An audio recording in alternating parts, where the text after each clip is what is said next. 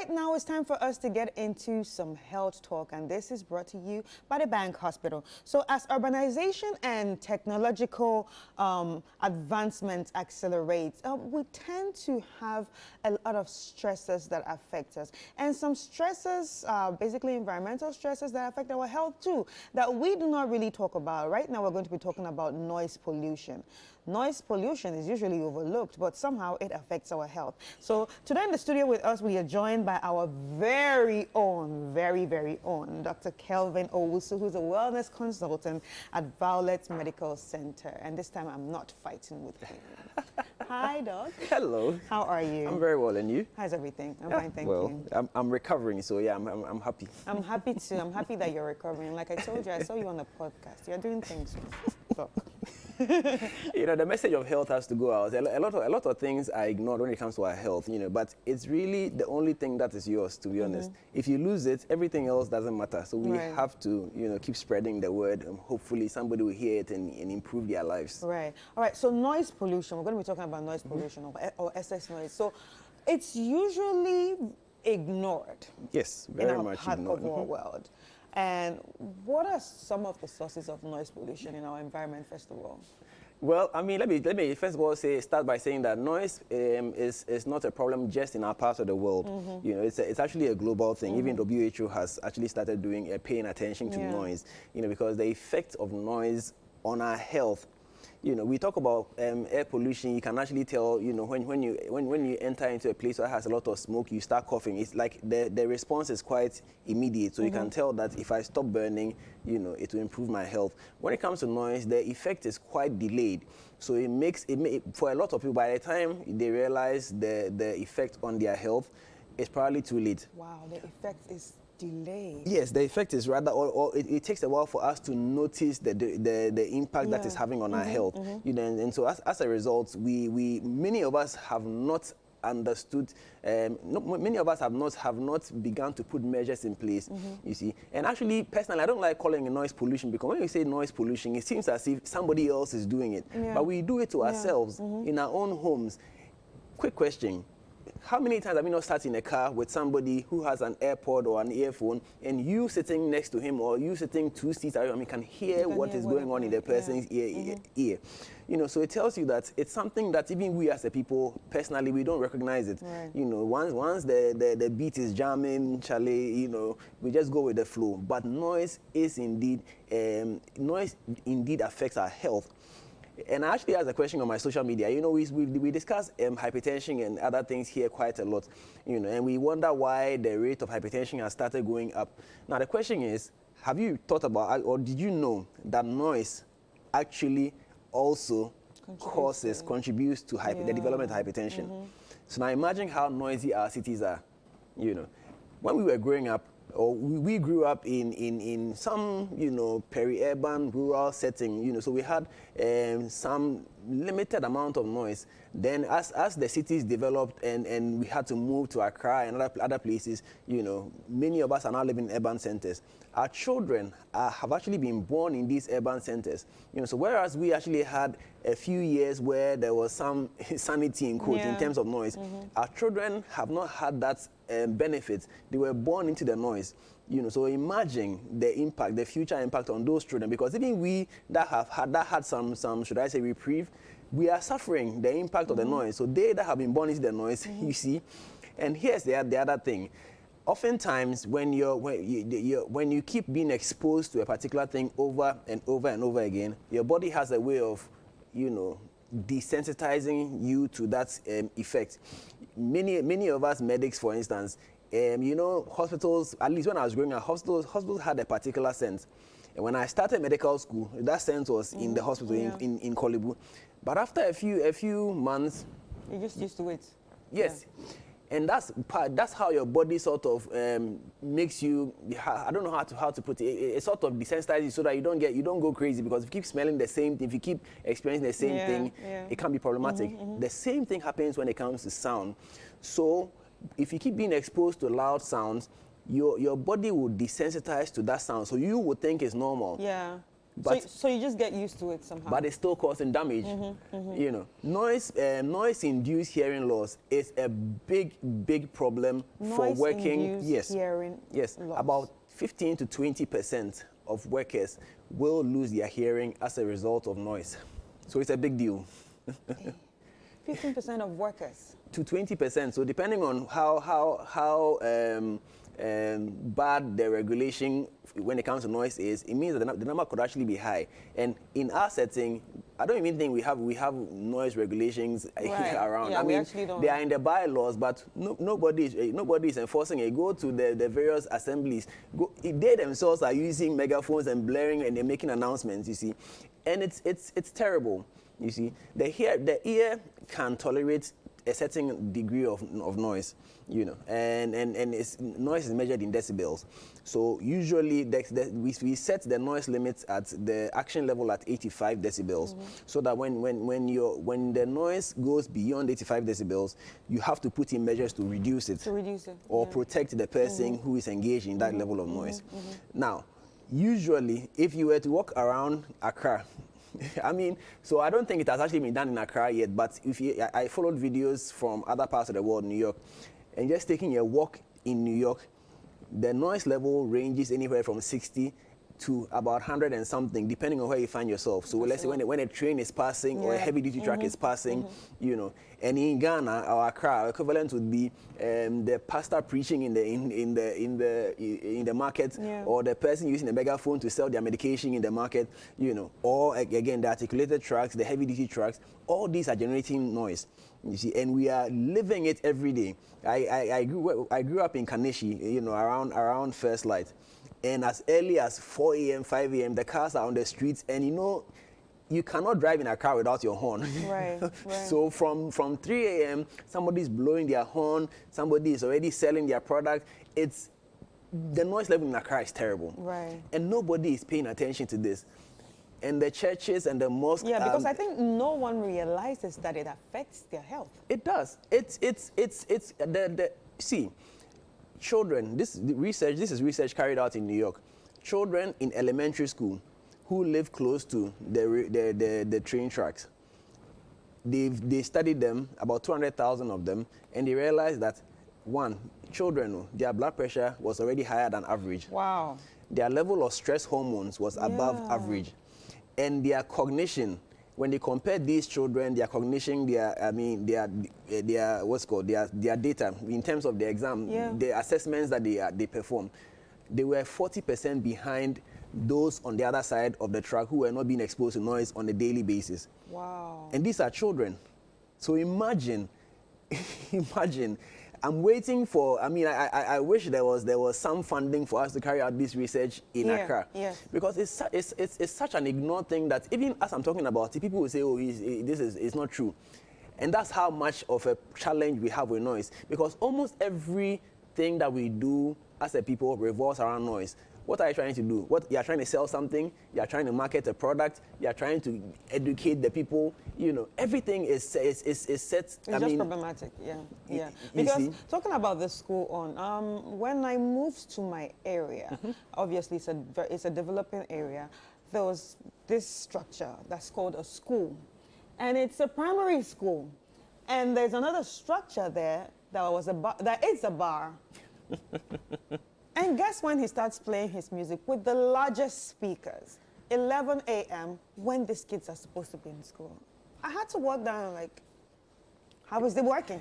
Your kids are here, like, you know? So I think really we need to talk about this and we need to fix it. But what are some other long-term problems that noise can actually cause? Well, hearing loss is one. Yeah, one. You see, and the reason why, so there are very fine hairs in your ear. You know, your ear is your hearing organ. There are very fine hairs in your ear. And we call them hair, but it's not actually hair. Whereas if your hair breaks, new one will grow and replace it. When the hair inside your ear breaks off, nothing, it doesn't grow again. And what are the things that causes those hairs to break?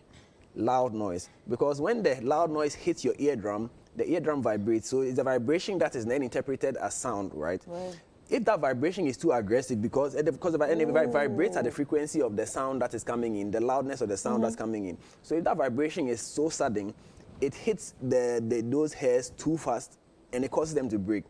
So now, and the hairs are quite a lot. So if you are just losing one or two, you might not feel, and that's why the effects are delayed. So until you lose a significant volume of hair in the ear, then you begin to realize that no, there's a problem. So typically, people who are beginning to experience noise-induced hearing losses, they themselves tend to talk louder. That's true. And then if you are talking to them, you also have to raise your voice for them to hear you. And sometimes they have to turn. Exactly. If this person is watching TV, the TV is set very loud, and you sitting around, you are wondering what's going on. I mean, we are just watching TV. Why is the TV so loud? You know, if you are talking to the person on phone, they begin to mix the similar sounding words. So B and D and then P. It's difficult to distinguish between them for somebody who is developing noise-induced hearing loss. You know, and as I'm talking, I'm sure some people are beginning to question themselves. If you work in a factory or you are in a market and you have to raise your voice for the next person to hear you, it means that the noise around you is actually too much. It's too much. It's above 85 decibel. If you have to raise your voice for the person sitting next to you, an arm's length away from you, to hear you, it means that the noise in your surrounding is higher than the 85. And the 85, like I said, is the action limit. So at 85, there should be intervention to actually bring it down. You know, so these are some of the symptoms of noise-induced hearing loss.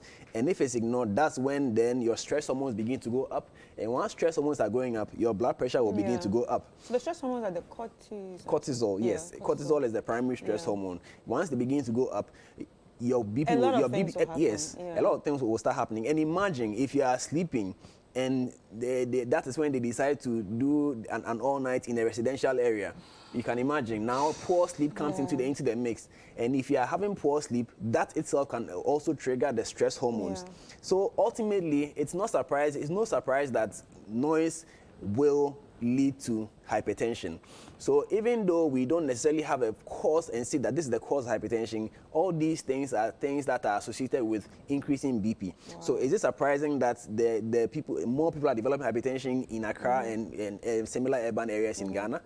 Not at all, because we are not regulating some of these things, noise in particular. No, I don't remember the last time any action was taken on anybody making noise in this country. Pollution and all. I don't even think I've never heard. I don't think I've actually heard any such action before. So we are killing ourselves, literally. That actually makes me think, like, in Lagos, that's why everybody's angry. Because it's true. This noise is too No, because when your stress hormones are high, you know, like a small thing, then you are ready to fight, because that's what they do. The stress hormones make you fight or flee. So when stress hormones are high and you do small thing, I mean, it's like it's waiting for an ignition. Right. You know? So what about noise sensitivity or hyperacusis? Yeah. Do you think that is also part of it?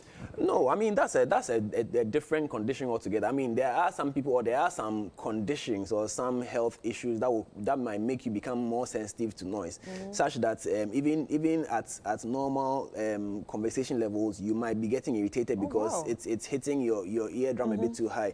You know, some of it is self-induced. Others might be because of an infection or some nervous something. You know, for instance, I remember the very first time I had my ear washed out.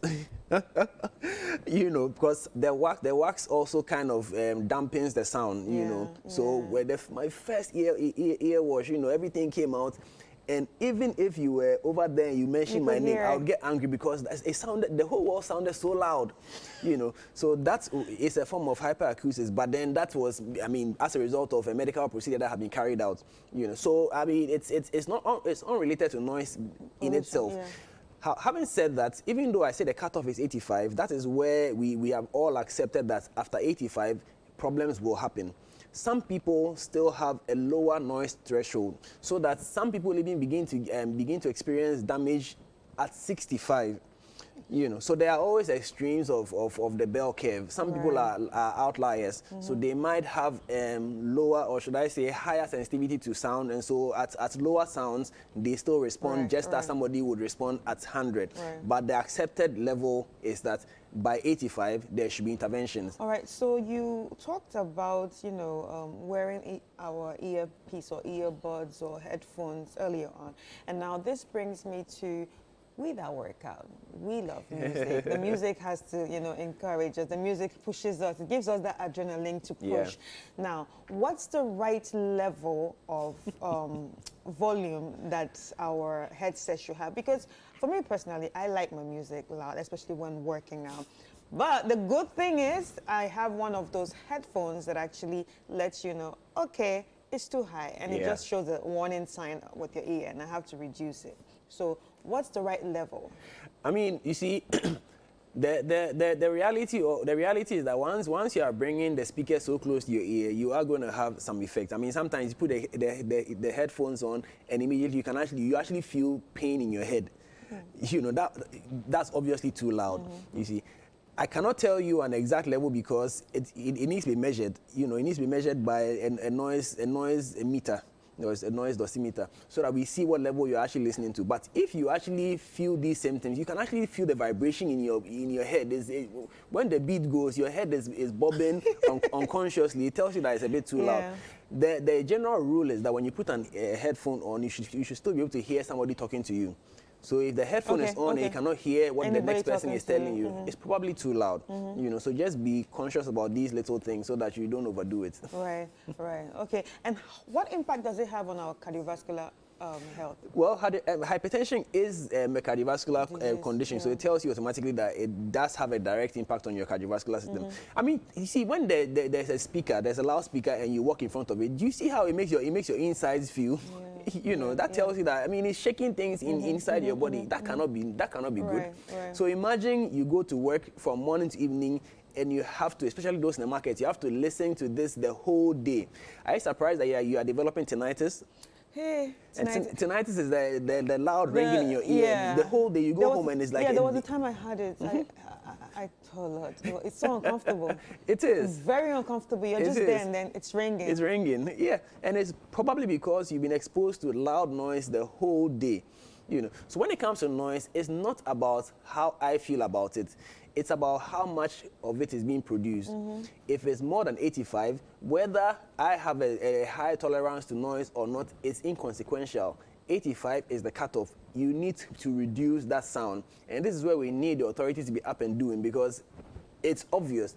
In fact, I've challenged myself that one of these, I'm going to actually walk through town with a dosimeter so that we'll actually see what is going on. Because Accra is too loud. Okay, yes. So we know that Accra is too loud, and obviously there are people that can afford some technological advancements, such as the earpiece I have that can actually tell me that, oh, look, it's too loud. Some people can afford and some people can afford. But what are some of the strategies that you would let us, you know, practice at home for now?